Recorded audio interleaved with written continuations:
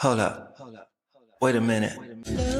This is Carla Renata, aka the Curvy Critic, and I shoot straight from the hip. Yeah, you know I'm always shooting straight from the hip. Let's take a trip around the curve.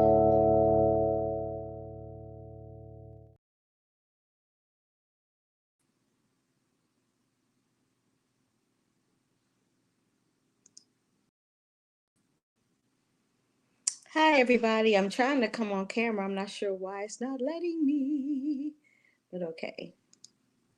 Hey, there I am. I was like, why is it not letting me come on camera? Anywho, hi, everybody. Happy Sunday. I'm so excited today because we finally got rain in Southern California. Ooh, the song It Never Rains in Southern California has never been so true. But baby, we finally got a nice, decent dollop of rain today. So if this is your first time joining me, I'm Carla Renata, the Curvy Film Critic. Thank you for popping in. Thank you for checking us out. What we do here is we talk about film reviews and we do interviews with people above and below the line talent on film, behind the film, and sometimes on television shows because I don't interview people on TV because I don't do reviews of TV shows as I've said here numerous times. But and I have some things to show you about what I did last week, but I'll get into that a little later. But what we're going to start out with is there's a show that's on called Paradise. It is streaming on Hulu. It stars Sterling K. Brown and James Marsden, and it deals with this dystopian society that is in a bubble after the world ended, and some shenanigans and some things kind of go left. And Sterling's character does a lot of investigating to get to the bottom of it and figure out what's going on so that he can live his best life. So I'll come back with some more details, but until then, take a look and a listen to Paradise with Sterling and James Marsden. Hey, fam! What's going on, Carla? I'm good. I'm so happy to be here with y'all. This show straight up gave me emotional whiplash. I was like, what the hell is going on? That's a lot. But having said that, I love the Die Hard references. It's good times. Love the Die Hard references. Both of y'all have seen Die Hard, I'm assuming, right? Yes, so what's your favorite Die Hard reference? Yippee-ki-yay. That's the yippee-ki-yay. First thing that comes to mind. Hardcore. Then who's my man who is the driver? The skinny black dude who is the driver. Yeah. I love that guy. He was Not so good. Not the cop. No, not the cop. Okay, The dude in the limo. The dude in the limo is so friggin' fantastic. But just like visceral memories of him not having his shoes on, and then seeing my man Hans shoot out all the glass, and then realize, oh, you ain't got no shoes on. Like, it's a perfect movie. The hardest part of doing this show was pretending that I had not seen the movie. Right. Oh, yeah. Because your character's not supposed to. That's right. I could imagine. Wow. So Cal and Xavier seem to look for validation from everybody that they love, their parents, their children, their loved ones. I want to know for both of y'all, have you ever had a moment in your life where you or someone that you love expressed, how proud they were of you and how that made you feel? Because as actors, we broke most of the time. Sure. Yeah. So when you have those moments, where your parents are like, my kid did that. Yeah. I would say, so my mom saw me do a play in New York at the Public Theater. There was a Susan Laurie Parks play called Father Comes Home from the Wars, Parts 1, 2, and 3. And after she saw the play, she comes up to me afterwards and she goes, "You an actor now?" And I was like, "Thanks. I've been an actor for a minute." But I knew where she was coming from, and it was a very sweet and touching moment. Yeah. That's cool. Yeah. It was cool. I've never gotten much validation. Still in the hunt for it. You know it. Why you play it? This is James. This is Carla. Meet James. Yeah. Carla. So if you could provide some today, that'd be really nice. No, I remember the first time my parents actually were like, because they were, I was a kid from Oklahoma moving to LA and, stars in his eyes. They're trying to think, I'm going to make it to Hollywood. And like, okay, sure. But no, they were very supportive. Yeah. But I think once I got going after a couple of years and booking regular work, it was, it's like, wow, you actually did that. Did they go nuts? I mean, I know X-Men was a few years later because you were doing stuff before then, but like when you do like that big tent pole thing, that they just go crazy. Yeah, they were very, very excited for me and also couldn't watch. Really? I just can't watch. It's a weird thing Yeah, with right? people, Yeah, isn't it? I've sometimes had they're that like- before too. It's just strange seeing my boy up there. And, You're like, and I know okay. you so well, like, you know. But no, very proud of me. And then my kids, you know, like the kids when they were young, I don't know about you, but like Yeah. they didn't like watching me either because when they're really young, it's difficult for them to separate Sure, the reality Yes. of what they're seeing on screen. And Yes. they just want to see dad. absolutely. And so you're playing these different characters where sometimes you have laser beams coming out of your eyes or, you know, a tail out of you. Most or like getting difficult- beat up in a fight scene. They're like, you know. Difficult for my kids is seeing their dad like be in a relationship with someone who's not their mom. Right. That's Yeah. probably That part right there. You're showing them some material at a young age that perhaps they shouldn't be. no. watching Yeah, now. yeah. We can wait. We can wait. Yeah. Oh, I wish I had more time with y'all because I got some other questions, but that is my time. It's wonderful to meet you. I hope to see you again soon. Yeah, nice to meet you. I'll see you next time. Love you, Carl. Love you. Right on, Love to the sis. fam. Love you. Love to the fam. Thank you. All right, bye. I love me some Sterling K. Brown. He and I are both from the St. Louis area, and I've been talking to him for a minute. It's always a pleasure to talk to him, and it was really wonderful to meet James Marsden. I've been a fan of his work for quite some time. Paradise is streaming on Hulu. It is a series. It is intense. It is crazy. But if you really kind of just take a deep breath and sit back and go for the ride, I think you'll enjoy it. Let me get into these comments. You're going to see Dogman on Thursday. I think I'm supposed to see that this week. I'm not sure if I am or not, but I'll let you know. And thank you, Sav Productions, for checking in. My injuries, it is a day by day thing. Sometimes my neck bothers me and sometimes it doesn't. Today is a halfway decent day. It's starting to bother me a little bit right now, though. Just a little bit. But yeah. But oops, sorry. The girls were trying to pop out. But thank you for joining me. So what else was I going to tell you? I wanted to talk about this next project. So there is a TV series that is streaming on Prime Video. It is called Harlem. And I have been a ride or die of Harlem for 3 seasons. It was created by the showrunner rather, is Tracy Oliver, and she is the screenwriter for Girls Trip. Y'all remember Girls Trip with Queen Latifah, Jada Pinkett, Tiffany Haddish, and Regina Hall. And that movie, it broke all kind of box office records. It made us all very excited to see women on screen being like some of the friends that we know. But this is their 3rd season, and I was so incredibly sad. And luckily for me, Prime Video allowed me to speak with everyone. Megan had to dip out, so we missed you, Megan. But I did speak with the other ladies. I spoke with Jerry, Shaniqua, Grace, Tyler, and Tracy, and 2 of the guest stars, Logan and Gail, who I'm not going to tell you what they play. I'm not going to tell you what they do. If you notice with my interviews, I oftentimes skirt around the subject of the film or the television show because we're usually under embargo and can't talk about certain things.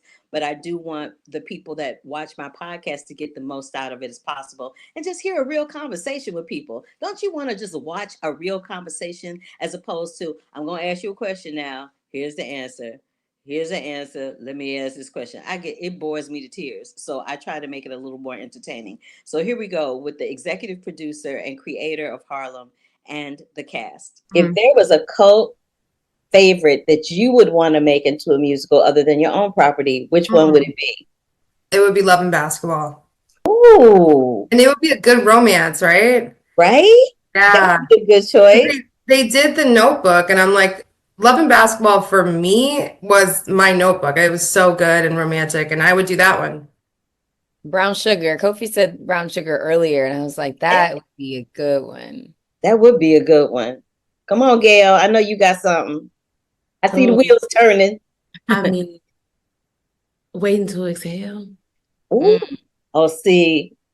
Of course, the girls would come up with the best ones. I would say Eve's Bayou.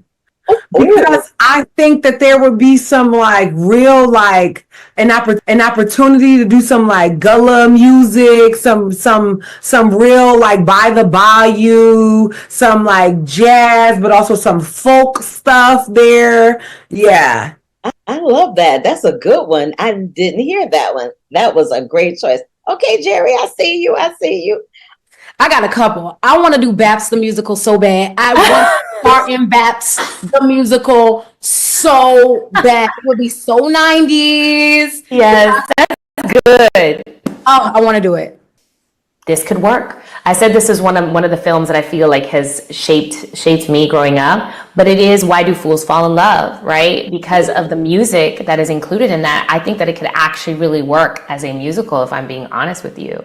You know, Plus that's the girls, you know what I mean? Like the three wives and stuff. Like that would be so interesting in musical form. That would be a good one. That would be a good one. But Grace, you know what I really would, do you sing, baby? I do. Down. We need to see you up in Devil Wears Prada. That's what we need to see. You know Devil they made that Wears into a Prada. musical. You know that, right?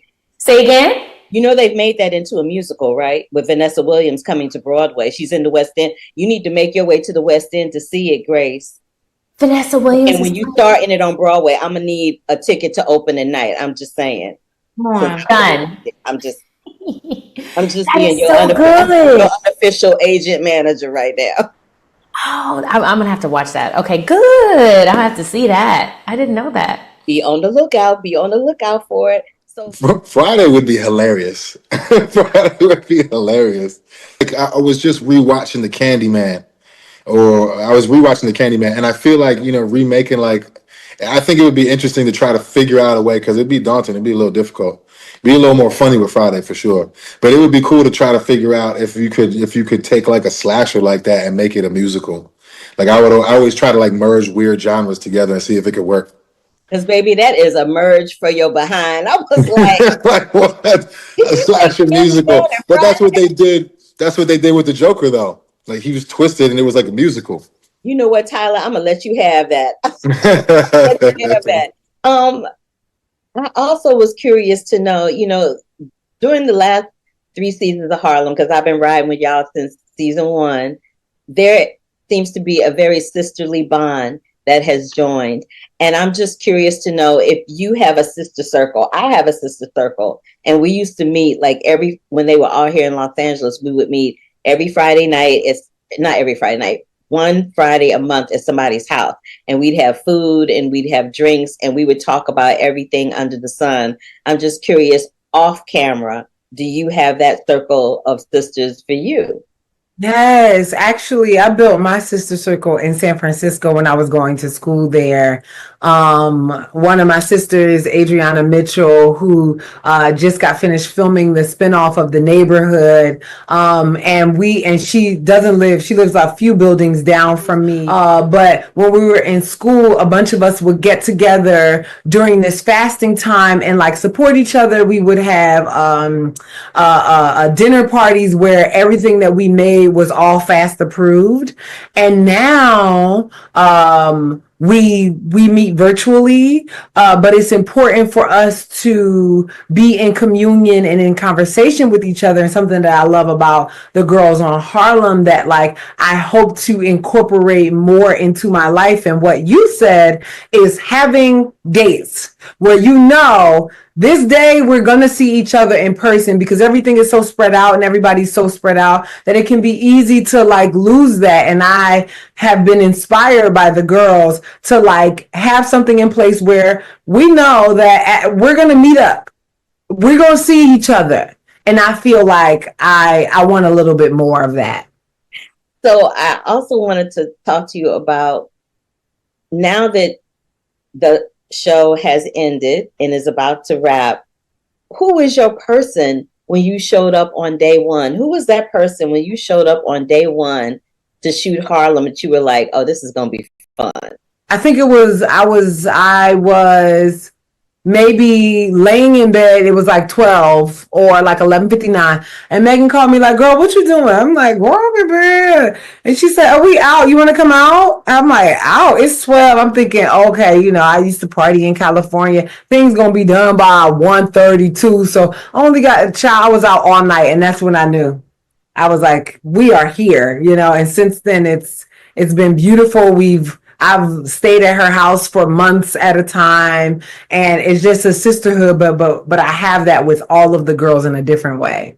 This season deals a lot with the decision to be a mom, not be a mom, what all of that looks like depending on where you are in life. Have either of you been in a situation where you were like, you thought about what it was like to be a mom and you consciously made the decision that you may not want to be that right now? Yes. It's like the short answer to that would be yes. Yeah. I've consciously made decisions. Like, I've thought about it and consciously been like, yeah, I'm not ready. But I do want to one day be a mom. Yeah, I mean, I got my dog because as a gateway to having a child, because I for so long have been an independent person. I moved to LA when I was 14. I was living on my own by 19. So I've had to take care of Logan, and I'm really good at that. And I have nieces and nephews, but I didn't know if I was good at taking care of anything or anybody else. So having a dog makes me go, okay, I can take stock in how I'm rearing this puppy. And so yeah, I haven't necessarily thought one way or the other. I also too I do want to be a mom, but I haven't had a moment where I thought no or yes. I really welcome what God has for me right now and whatever that looks like. You ever, during the course of your career, because you've had a fabulous career, and I've said this to you before, have you ever, in any point in your career, had a moment where somebody was on the fence about you and your talent, and then they had to circle back and apologize to you because you exceeded their expectations? Yeah, for sure. Yeah. I have you gotta think when I left Philly 15 years ago, I was like it was like at least on paper, God always has the final say. But on paper, when I left 15 years ago, I was as the kind of like a failure, for sure. I couldn't get it right. I was supposed to go to NFL, didn't make it. Couldn't get a job.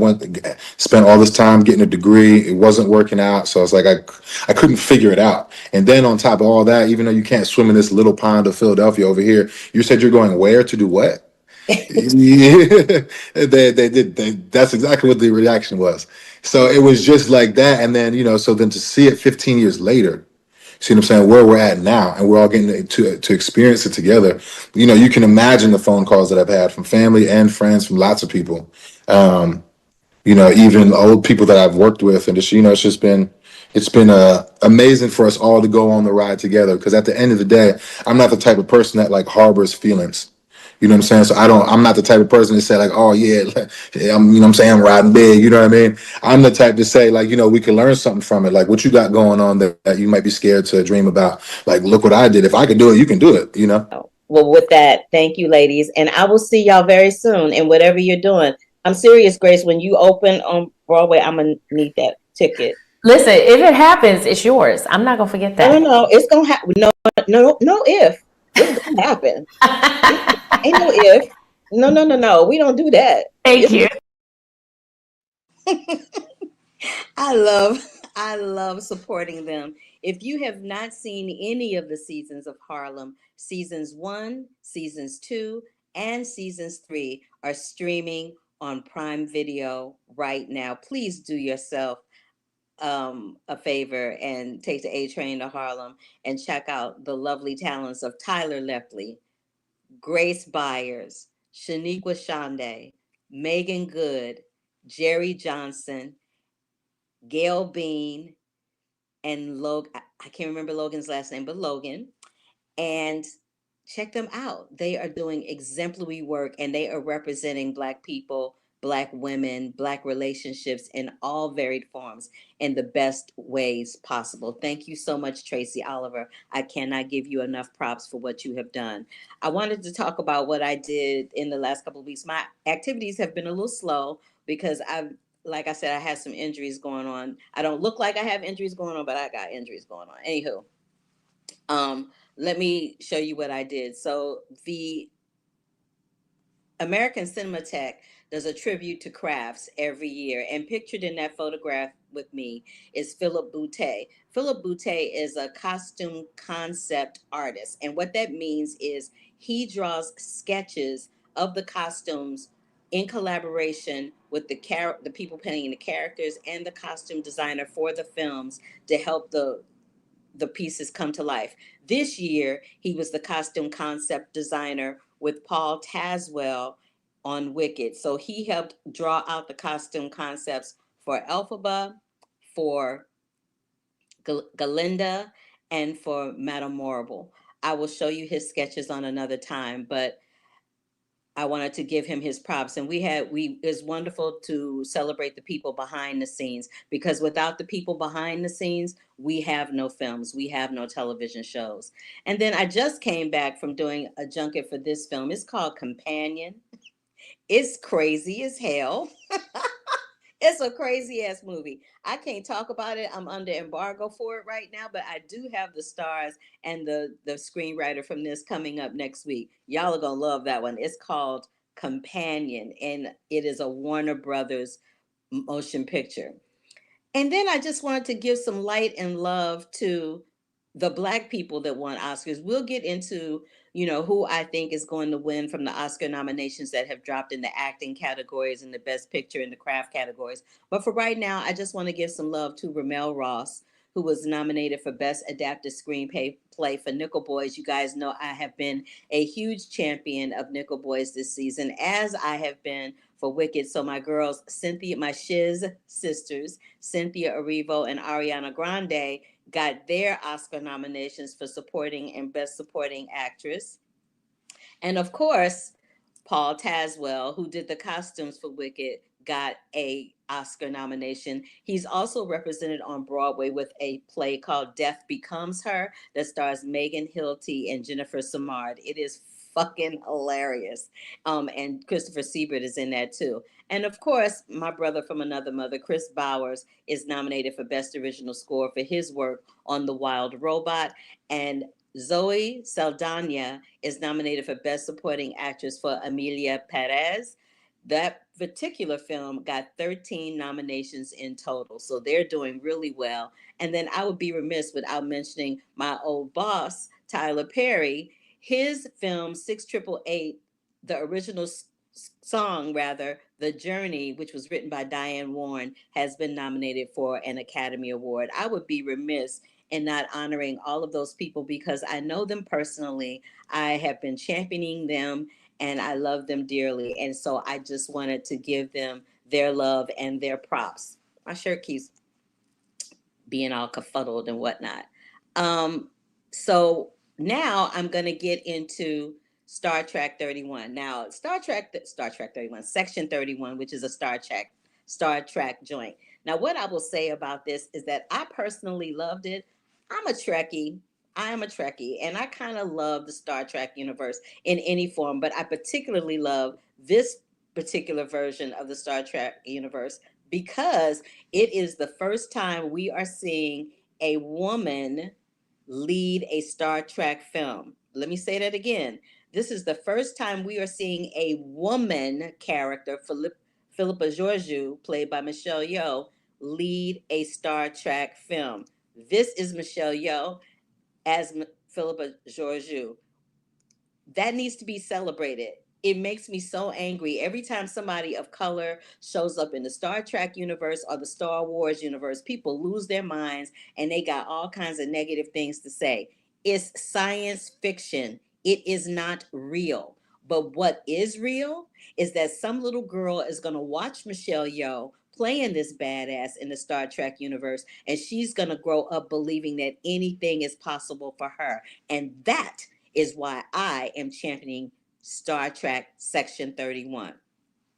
Having said that, I spoke with everybody in the cast, of course, except for Michelle Yeoh, because that's how they do us sometimes. But the ones that I did talk to, they were pure fire. So take a look and a listen to this conversation I had with the cast and creatives of Star Trek Section 31, which will be streaming on Paramount Plus. What's up, y'all? What's How happening? you doing? How you doing, So old good. friend? How are you? Good to see your face as always. It's good to see you too, Omari. How you doing? Oh, I'm so excited. You guys, I was digging Star Trek 31. It was my jam. That's I was man. loving it. That's I good to did. hear. I really, really That love means it. a lot from What you. I'd like to, yeah, oh, absolutely. What I'd like to know though is for your characters, if either one of your characters had the opportunity to spin off into another part of the Star Trek universe, what would that look like for Alok and Rachel? Woo! Whoa. What a great question. It's my favorite film from the Star Trek franchise is Voyage Home, and I would how it looks to me is when they went to Earth and more specifically the Bay Area. Shout outs to Yay when they went to San Francisco and the whales were singing. How it because that was always my favorite, and I've learned it was our castmate Rob Kaczynski's favorite as well, which means a lot because he's the Star Trek junkie. I believe that I would be recruited off the streets of San Francisco. I do. I believe I would be one of those kids breakdancing, like in the Haight-Ashbury area between Cal Berkeley and San Fran, and they would see something in me and go, this guy has it. I would love to see the evolution of an Earthling being recruited and then fully evolved into this person who now is living in a space reality that is foreign from their family, whom this, young character or child has now had to. I think that would be. Look at you being all deep and profound. I would just love that because I think Alok is that. I think Alok is a guy that was recruited. He's a kid. He's been broken. Right. He was broken in the eugenics wars. And how would it look if you just got an Earthling and said, come on, you're going with me? No ifs, ands, or buts about it. You're getting in the ship and you're going with me. I would love love to that. see how that I can looks. see the pilot already. Well, I just have sort of jokey answers. Like, if Rachel found her way into a musical episode of Strange New Worlds or that something, part. like, That just, part. I think she'd be so deeply uncomfortable. Would she do the dancing at And least? that, If not the singing, would she do it? she would attempt. That's I don't know if freaking- she's got that kind of movement in her. But Do you have musical theater background? do I? Yeah. As a child, yeah, nothing like I think. She's like that you. would be questionable at this moment in time. Yeah, listen, I loved playing Annie and Annie at 8 years old, but I don't know that I could do anything She's like being that she's today. being hard on herself. We had a lot of karaoke nights that says otherwise. Well, you're being generous. She would do her thing. I would like to see patriotism in a galaxy explored. Like, what does it look like to be a Anakin? And to have that balance between a tiny, tiny minority but live family life in something that is so vast as the galaxy. It's funny because the backstory for Zeph was that the suit is his wheelchair, because he's paraplegic and he can't move. And I always thought how great it would be to explore ableism in a world where the kind of birth injuries and defects and things can be healed, and that nobody has to struggle with ableism anymore. And then you've got a man who's done it to himself, who still has to struggle with ableism within the Federation universe. And I always thought it would be interesting to explore who is Zeph without the suit. To talk about how important wheelchairs are for people and how a sense of mobility is a sense of independence. And I would love to see that kind of explored in the Star Trek universe. I think that would be cool, but mainly I just want to stay in the Star Trek universe. So let's just keep doing it. Do you recall a time in your career where you were like, I really want to be in the Star Trek universe, and what it felt like for you when you finally got there? I think I dreamed way too small. So I don't think I didn't think I would get there. For me, it was like, if I could be a Power Ranger in my back garden, I would be stoked. Not a Power Ranger. Yeah, I love that. I would be that. So I think finally landing something like this was, I'm not gonna lie, I was petrified and overwhelmed because it is so vast and so big and so iconic, and there is so much love and there is just so much that I felt like I was just playing catch up. And I think once I landed in Toronto and we started filming, it was very quickly made clear to me what Star Trek was. And that is, you belong to a family now. And I got one of the greatest hellos and welcomes from Jonathan Frakes himself, just to say, welcome to the family, kid. And that for me was exactly that. And Michelle brings that same energy of like, hey, you're now part of a family. This is not a job. And you feel it. I love that. Yeah. Rob, what about you? Because I know you're a diehard Trekkie, and so am I, baby. That's what I'm talking about. I did dream about this.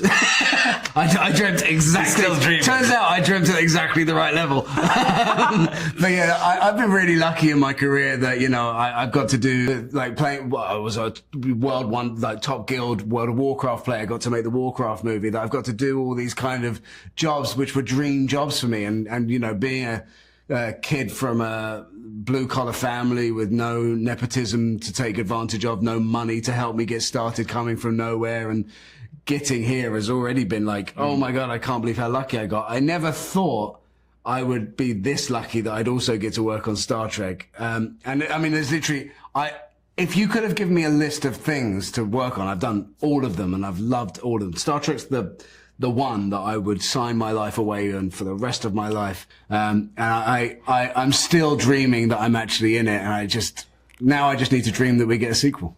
There you go. My younger self wouldn't believe it. Would not believe it. Couldn't even conceive of it, right? In fact, my younger self thought it was real anyway. So he didn't realize that there was a director and writers and craftsmen and artisans and, they didn't realize any of that. So, yeah. Oh, no, I could never have imagined it. I mean, I always knew that I was going to do some version of this for a living if I was lucky enough to do it. But to be able to do it in the world of Trek, I couldn't have imagined it.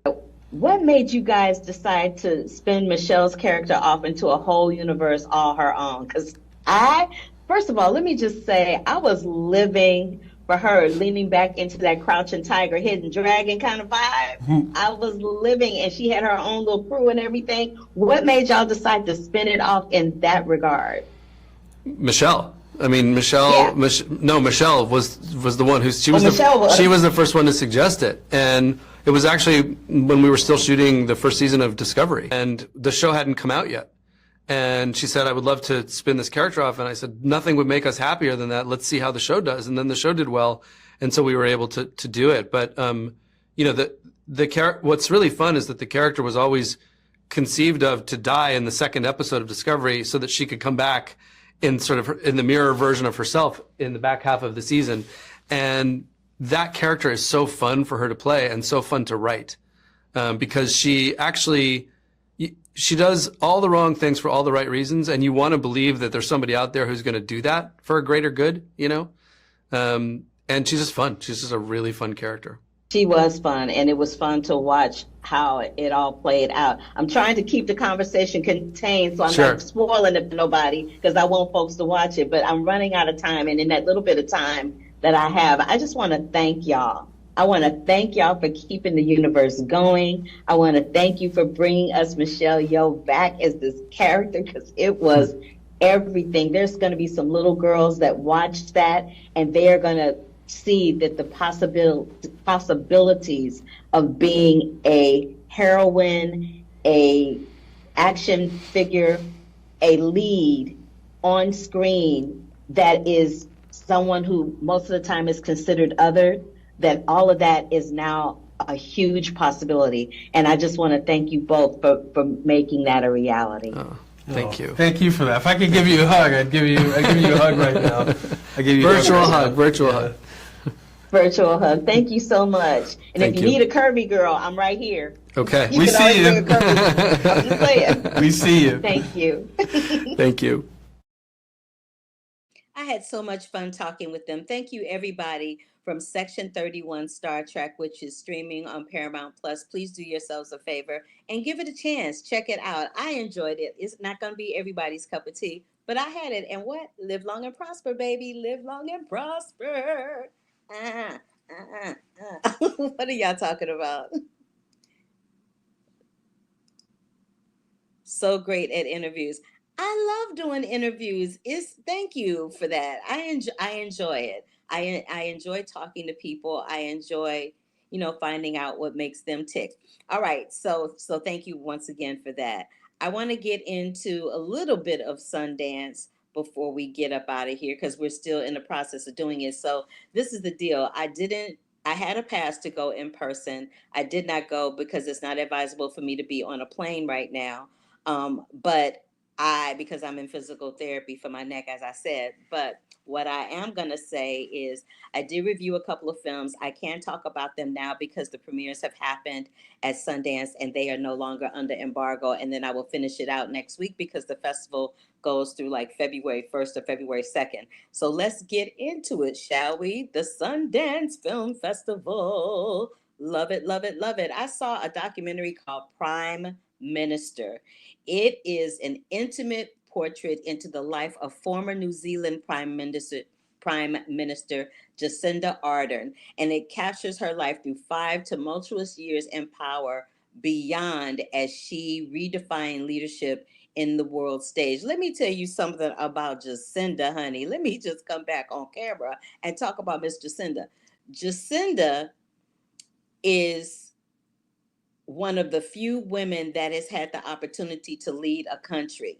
At least New Zealand wasn't afraid to have a woman lead their country. I'm just saying, FYI, but not really. She helped them get through COVID spectacularly. She helped abortion rights stay intact for women so that they could have control of their bodies. And she did something about gun reform there, something that, for whatever reason, is not able to happen here in the United States. So just saying, it's a wonderful portrait of her and her family, and a really good portrait of how she endured sexism, how she endured all kinds of backward thinking in order to do her job, take care of her family, keep her family safe, and protect her peace. The documentary is called Prime Minister. When it comes to theaters, I will let you know when that's happening.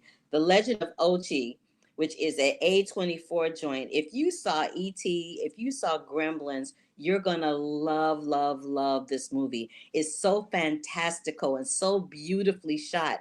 And Helena Zango, pictured in that photograph, she is everything. The thing about this film that makes it very special is that it deals with individuals and creatures that are othered. Like even within the wild kingdom, there are some animals that the other ones be hating on. And there are people that other people hate on because they're different or they're othered. This film addresses all of that, and it does it in such a beautiful, heartfelt way that I thoroughly enjoyed it. It's called The Legend of Ochi. It's an A24 film, and when it hits theaters, I will let you know. Mr. Nobody Against Putin.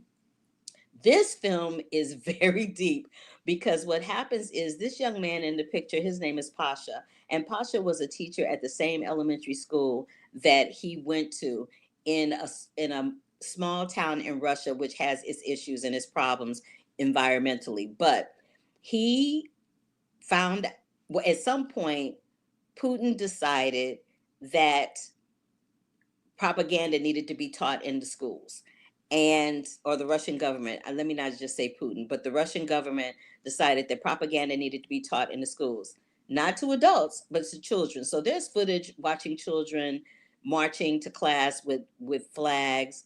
There's footage of watching children learning how to use artillery weapons, AK-47s and all that kind of stuff. And I just am of the ideology that a child needs to be a child. A child should grow up and have fun and laugh and play in the grass and play with their friends and make music and just be happy. Because once you hit adulthood, all bets are off. And that is what is not happening in Russia as I am speaking to you, according to what was portrayed in this documentary. It is called Mr. Nobody Against Putin. It has already premiered at the Sundance Film Festival. I thoroughly enjoyed it. It was very enlightening to see what happens when lies permeate over the truth. Quite frankly, it's not only dangerous and soulless, but you also have to consider the future of humanity in the process of doing that. When I come back next week, I will be speaking to the cast of Z Suite, which is a Tubi original. It features my homeboy, Nico Santos from Superstore, and Lauren Graham from the Gilmore Girls. I will be talking with them this week. I'm also going to check out You're Cordially Invited. Sorry that the T and the L-Y got cut off in that picture. And because when I come back, we will be into Black History Month, there's a new series on PBS from Henry Louis Gates called Great Migrations of People on the Move. So I'll be talking about that as well. Again, I will be talking about Great Migrations of People on the Move. You're cordially invited. Z Suite. I've already talked to you about these films, Mr. Nobody Against Putin at Sundance, The Legend of Ochi at Sundance. Their release date was supposed to be in February. It has now been pushed back to April due to the wildfires in California. And this one, Prime Minister, about Jacinda Ardern, who was the New Zealand Prime Minister. All of these films have debuted at Sundance. Again, I want to wish Tyler Perry and the cast of 6888 and Miss Diane Warren congratulations for Best Original Song Oscar nomination. The cast of Amelia Perez and Zoe Saldana for their nominations. Chris Bauer for his nomination. Paul Tazwell, Ariana Grande, and Cynthia Erivo for their nominations for Wicked. And last but not least, Ramel Ross and Nickel Boys. When I come back next week, I'll also be speaking about the film Companion. And the Sundance Film Festival, as I said, is still going on. So we will get into that when I come back as well. Having said all of that, I love y'all. Thank you so much for popping in and seeing what I have to say as usual. What are we saying over here? Yes, Great Migrations is going to be on PBS. It's a Henry Louis Gates series. Prime Minister will go public if it has a distribution deal coming out of Sundance. That's the thing about, and I should probably explain that while I'm talking. The films that show at any film festival, whether it be Sundance, South by Southwest, Tribeca, Venice, Berlin, TIFF, Telluride, all of these film festivals, they have over hundreds and hundreds of films that play there.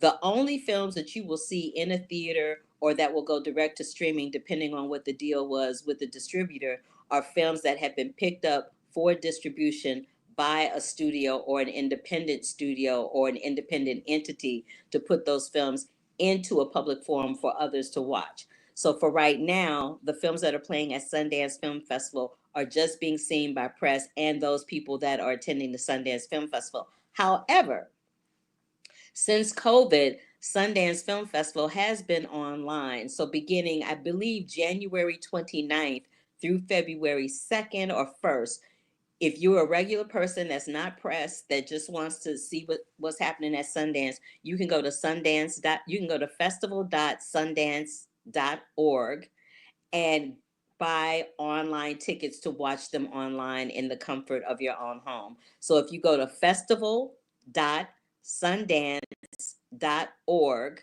you'll be able to buy tickets virtually to some of the films that are at Sundance. There are films playing there like Kiss of the Spider Woman. You won't be able to see that virtually. That is a film that you can only see if you're on the mountain in Utah at Sundance. I hope that answered your question. All right. So I'm glad you asked that, though, so that I could explain that, because people are probably watching this going, well, where can I see that movie at Sundance? Well, now you know. Anywho, thank you so much again for joining me. I will be back next week. Same bat time, same bat channel. And love, peace, and hair grease. I love y'all. Thank you so much for the support. I really do appreciate it. Deuces. Hold up. Wait a minute.